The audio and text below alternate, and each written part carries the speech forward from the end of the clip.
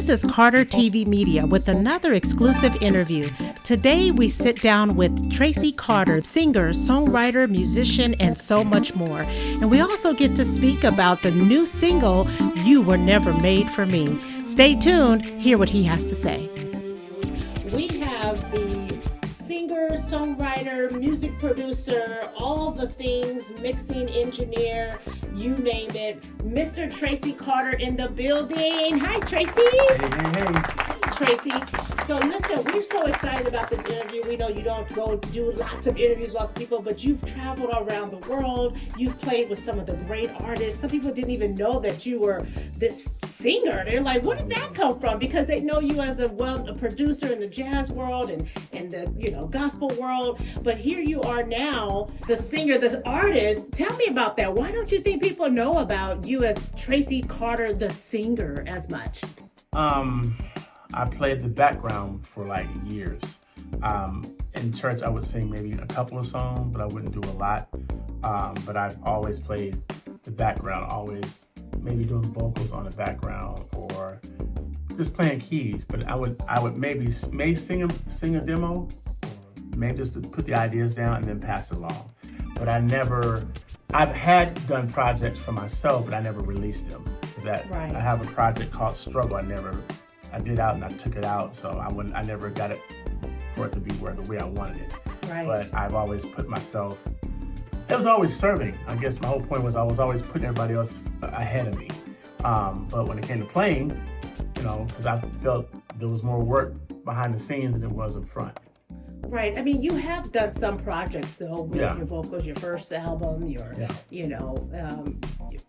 and you've done Peace of God, so you have done some vocals, but this one seems different. A lot of people are like, wait, maybe they just haven't heard you on the R&B tip. Is that kind of, you think, what's going on? My roots are from church. Yes. But my storytelling is R&B and jazz. I've been a big fan of Stevie Wonder's. Like, he's like mentor, and I listened to him, how he would tell his stories. He would tell his stories about life, and I felt like at the time when I was growing up, I was doing worldly music, but I'm like, I didn't care. My mother gave me open doors to listen to Dave Brubeck, Herbie Hancock, Stevie Wonder. The list goes on and on. I was never pigeonholed. Right. I didn't come from that, but yet I played in Apostolic, Church of God in Christ, Pentecostal, you name it. But I grew up Baptist, but that didn't matter to me. Right, and I know that we're here to really talk about your record that's going to be released. I'm excited about to even get to that, but can you just briefly tell us, like, you started when you were 19. Oh, tell us. 16. 16. Okay, but I think I knew about 19 as you were traveling on tour. That's probably, but yeah, tell us about your start and just, give us a few things that we should know about. I started recording records at 16. With my brothers, Lance and Terrell, who passed away, my younger brother, and we were recording all the time. At my house, we had 3 different rooms. My brother was in the front room, I was in the middle, and Terrell was in the back. Lance had all the DJ equipment, I had all the keyboards and mixers in my room, and my brother had a microphone and a 4-track. Oh, wow. So, homegrown. In the far room, there was a B3 and grand piano and all that stuff. So, through all that, my mother, choir director, so forth, the whole story. Musician her own self, yeah, right? And my father. And yeah. your father. And so all of that started, I started picking up music and listening to so much to where that became the driving force of my life. From in church, I was traveling. My first platinum single was Against Me when I became 19. And wow. So I learned the business. There's a lot more. We can get off into that later on. But I started in Sacramento, California, recording at my house, straight into a 24-track studio called Paradise Studios. Right. And I was there a lot. A lot of the main artists used to come through there. Tony, Raphael, Sadiq, and the whole camp from Oakland. Wow. And a host of them, Derek Allen, and a bunch of people would record there. Sure. And so I started recording there too. Nice. My brothers, we had a group called Solo at the time. I got videos of that too. That's yeah. Oh, that takes you back down memory lane, I'm sure. I'm sure. Absolutely. So I hate to, I know sometimes you're a very modest person. You don't name drop a lot, but I just know your where you're from and some of the things. But you've definitely done a lot of work with some great artists in different genres. I mean, I know that I can name. You worked with Wayman Tisdale, which was great. You worked with Gerald Albright. You've worked with Norman Brown, and you did work with Shaka Khan, and I'm just baffled about all the people that and you tour even with Terry Steele himself, which is another great guy. But so many people on the list. How do you remain grounded and humble? You don't go out telling people your resume and all the people. How do you remain humble? Well, my thing I learned a long time ago: let your work speak for itself. So when you do a lot of work, people will ask, "Who did that?" Name points back, Tracy. Who did that? Tracy. Right. Who did that? Tracy. So I'm also believing how when God says, let others promote you. Yeah. Because I feel like you as yourself, it sounds very narcissistic and very like, Sure. That's just not me. I'd rather let somebody else say what they have to say about what I do rather than me kind of waving my flag. Yeah. Because it just makes sense that way. So it keeps me grounded. Sure. It keeps me like to the ground, my ear to the ground, to the street. I can talk to anybody. I can be with anybody, and talk and just listen to them. Sure. But I just feel that when you get around the world and start seeing the same thing, which over here is over there, it's the same thing. Sure. And people, either they like you or they don't. Right. That part. They're going to appreciate you or not. Right. But if you got somebody always talking, and so I'm like, be quiet. Just let the work speak for itself. Let the work speak for itself. And then it will call your name. Sure. The work will call your name. Right. People will start saying, oh, that's Tracy. Oh, I'm like, yeah. They're like, oh, you like that? Okay, cool. Right. Then all of a sudden they're like, oh, Tracy's cool. I'm like, just down her dude. Nice. Yeah. I love that. And so you remaining humble. So now you have this new single coming out. Oh my gosh, it's the new R&B single. You're stepping into, the urban feel. Right, exactly. Yeah. So tell me about the song. First of all, what's the name of the song? Let the people know. The song is called You Were Never Made for Me. Wow. Yeah. Right. Yeah. You were never made. You were never made for me. And you're releasing this during Valentine's weekend. Tell us about that, because, it's not your typical, like, you were made for me. It says you were never made for me. It's not your typical love song, but tell us about the song and why release it now. Okay, well, I have one of my good friends, Jason Edmonds, is Babyface's nephew. Yes. We were talking about, Tracy, why don't you just release your song during that time? Like, why? He said, do you know that is the most breakup day of life? And I never thought of it that way. But I realized, I said, it is. Valentine's is a made-up holiday. Yeah. You should love throughout the year. Like, you don't have to, plan for Valentine's Day. You're supposed to send flowers in January, send flowers in April, send flowers on a different time, not just because it's Valentine's Day, but you do it because it's casual. It's just because that's how you really feel. So in this particular time, I said, you know what? I'll play to it. Yeah. I'll get with it. I'll see where, because I think at the time, I think people need to understand, it's not even, funny enough, it's not just for relationships. It can be for businesses.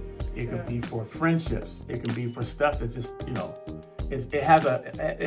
reaches globally. Right. Not just for marriages or relationships. It can be your boss and you as an employee. You're just not made for me. It can be churches. This church ain't made for me. I'm not made for that church. This pastor ain't made for me. I'm not made for that. It reaches far beyond what the song really entails. Yeah. For me, it was a painful place for me. Okay. that I wrote it from. That, funny enough, it just dropped down in my spirit. I'm like, okay, is that what I'm supposed to say, God? So I'm like, yeah, sure, why not? And it was coming, when I was writing it, it was just coming off the paper. I'm just, okay. It just flowed out of you. Yeah, and I'm like, oh, shoot, heck yeah, let me just finish this. And the melody came. So then, before you know it, you were never made for me. Yeah, and the way you put that is so, couldn't be more true. So many people can relate to that. So many people have had relationships, different types of relationships, like you said, any kind, that, hey, they were not made for you. It wasn't the right fit. It had to come to an end. So that's great. I think a lot of people are going to relate to that and really be able to really, let that resonate over this Valentine's weekend.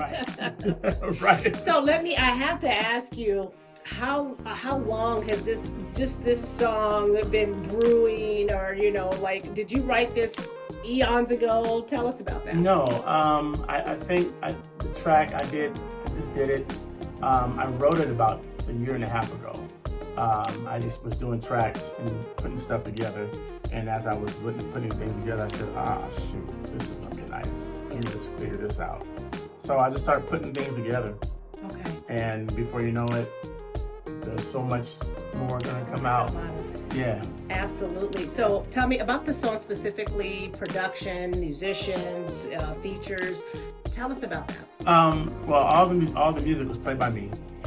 I mixed it. Dynamic producer himself. All the music was on me playing everything. I had my friend Curtis Dowd kind of has a second engineer to hear things with me, and we kind of went back and forth. And I had a guy named Peter Parker featured on here. I've had him on one of my other songs, but he's a dynamic lyricist, artist, and I asked. He said, "Yeah, man, I'll do it." And put them on there, and I had it I mastered it. Yeah. Did all the things. All right? the things, mixed and mastered, everything. Nice. Yeah. We love that you're multi-talented like that. There's so many people that come to you to say, "Hey, can you do this piece for me? Do this," but you're just the whole thing enchilada by yourself. Yeah, I have to be, right? Right, exactly. So what's next? What is this? Is this single? Is it a part of a series? Is it a part of a record that's coming out? Tell us what's it's next. part of a whole project called Hidden Agenda. So there it is. There are songs that are going to lead to the storyline of it all, and it's going to tell a story. So this is the second release of the first one. The first one was called Hidden Agenda, but this one is called You Were Never Made For Me. Another one will be called This Thing, and so forth, and Hurt You No More. There's a bunch of, I'm gonna do about a 5, I think maybe volume 1, 5-song EPK. Yeah. Kind of thing, to where you'll hear some stories, some interludes, whatever, kind of go from there. Nice. That's exciting. So Hidden Agenda, we have to look out for that. Yeah. So listeners, definitely stay tuned because there's more coming and flowing out of him. That is great. So Tracy, we, Carter TV Media, we do our research around here. Yes. And so we do know that in researching that you've had over 52 million streams on all of your projects and all that. I think people don't really know that magnitude of music that you've put out, produced, played a part of, played on, lots of different things about that. So we're looking forward to seeing more, but how do you feel? Do you even keep track of those numbers? Do you know this stuff? No, I think I was told never read your own pressing clips. Oh, wow. Look at them, don't study them. Okay. Because there's a big world out there. And if you get caught up in that, you'll get caught up in the rhetoric of hyperbole stuff. I want to hear music. I want to hear people. I want to hear what it is. I know how things flow, but even from that number, it's increased since then. So I don't, and it's like I put on all this stuff. Sure. And I don't even remember half of the stuff. Because it's work. Right. It's work. It's not I did this and I did. Again, let your work speak for itself. Let it speak for you, and you just keep moving. But I think honestly, in this time in the game for me, I'm expecting something different for You Were Never Made For Me. I'm hoping it becomes a male anthem. Okay, so why male? Why male? Because sometimes men don't get the satisfaction of their voice really being heard. Okay. And how they really feel, because men don't talk all the time. We just do. Yeah. So I think in this time, as a brother to brother, I'm gonna speak for the fellas. Nice. You know, it's funny you brought that up. There was a news clipping yesterday where they asked a male, say, what's your number one breakup anthem? And he was stunned right there on the news, being interviewed. He did not have an answer. So, to your point, maybe this is one that he can add to the book. You can tell him you were never made for me. Right, by Tracy Carter. Yeah, because some women feel that they want to insert themselves in a man's life, and that's not what he's asking you to do. Maybe he didn't get a chance to learn you well enough to actually accept you into his fold. Right, and so I know we were saying a male anthem, but honestly, I do feel like women alike will also be able to. Women, they will. No, it would be. Absolutely. It would have it would on both sides. Yes. Women can take it and go as far like, you just never made for me, or a guy's like, girl, you just never made for me. It has it both, Absolutely. It teeter-totters. Absolutely. It doesn't go one way. So Tracy, I've been enjoying this conversation or whatever, but I do want you to take a look at look directly in the camera and talk to those that, during this time that may have to let somebody go, or, your song, the title of this, how to talk to the people, how do they should, manage those emotions. Okay. Well, in this season, during this Valentine's season, if someone's not bringing you joy or causing problems every time or whatever, and you don't see any positivity in the relationship, the conversation, the backstabbing, the cheating, and all that stuff, you have to actually get to the point and ask yourself, was he or she ever made for me? Because if they're not, let them go. It's okay. They may be mad at you. You may be mad at them. It's okay. But your life depends on the decisions you make here. Yeah. I've made some faulty ones. I've made some bad ones. I made some bad decisions based upon my emotions, and I jumped the gun too many times. And so when you get to a place where you got to recognize your own mistakes and just say, you know what, this was just never made for me, and then just move on and pray to God about it and ask God, it's like, give me some insight, some vision, some wisdom, and He'll give it to you. And that's my word. Nice. That is awesome. That is very touching. I felt that actually. So Tracy, so we want to just know final words from you. How are you doing? What do people need to know about you and, your future? What does that look like for you? My future, I'm ready to travel this album around the world. And I have a story to tell. And I want others to get it and feel that, because there's more that's going to come out of this. It's not just, we have a connotation of R&B. Music is life. And I want to just get it out. And once you get it out of your chest, your body, you'll feel a whole lot better. I'm ready to say some stuff, sing some stuff, entertain some people, take them back maybe, make them feel good, make them like, oh yeah, I remember that, or like, yeah, I'm, all that. Yeah. So I want to be able to bring that to the table, and I'm ready to release, because I got some anger in me too. I got some anger. Get it out. Yeah, I got to get it out. So I need to scream, I need to holler, I need to sing it out. Oh, okay. I ain't got to bash it out. The way I deal with my emotions most of the time is I usually play it out. And I there's some stuff I just want to Nice. Release. I love that. Listen, well, congratulations on this single. We know that you were able to do like somewhat of a public listening party at the recent NAMM show. Yeah. And that video shows so many, great responses. People loved your voice, the sound of it all. Was that quite fun for you, I'm sure? I was with Mike Phillips and the crew. Oh my gosh, it had a lot of energy on stage. I was like, whoa, okay, right. Yeah, this is it. This is it. The crowd was up and they loved it. Yeah. Oh my gosh. And so we're excited about this single. ladies and gentlemen, check out You Were Never Made for Me, February 13th, right? Yep. And you can go to my website at TreyCartermusic.com and listen to all the other work that I've done, and just subscribe and stay in contact with me. Oh, wait, before we go, is there a video tied to this one too coming right after? It's coming. I'm working on it. Nice. There it is, ladies and gentlemen. So you're going to have it all. Tracy Carter, you are always a pleasure. You are just a magnificent human being. We think your talents just go far beyond, and we hope that you get all the recognition and people really know all that you're capable of. Thank you for joining Carter TV Media. Having me. It's a wrap.